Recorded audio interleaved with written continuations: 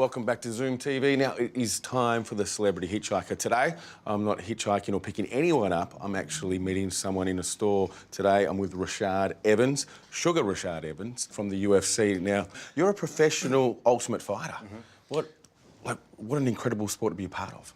Yeah, it is. You know, the growth of the whole sport has been kind of crazy within the last few years. You know, I started fighting in the UFC about 8, 9 years ago. It seemed like time just flew by so fast, but when I first started fighting, it wasn't nowhere near where it was at. You know, when I was fighting, first starting off, my first fight was in a bingo hall and people smoking cigarettes. It was like in this little small town in Indiana. Yeah. So it's just so crazy to see how far it came to, you know, from where it is right now. What do you think has made it so popular and escalate so quick?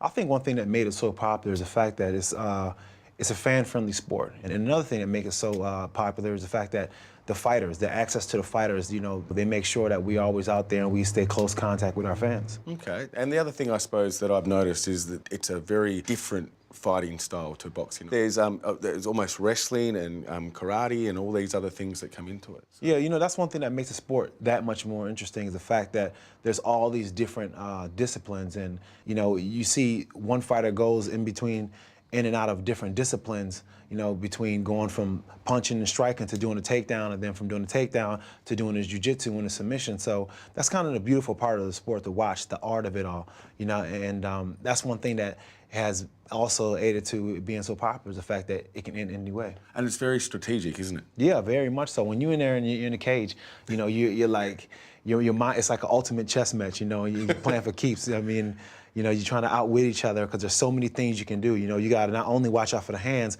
but you got to watch out for the feet as well. Well, I'm actually watching out for you. I feel like I'm in the cage, and I'm looking for the closest exit. Okay, now it's time for the Esanda Fast Five. What was the first car you ever owned? It was a Ford Probe. Really? Yeah. Ford Probes weren't popular in Australia. See why? I can imagine why. It was not like a good car either. Okay, so what would be your opinion of the worst car ever made? The worst car ever made? Worst looking, worst to drive, worst performing.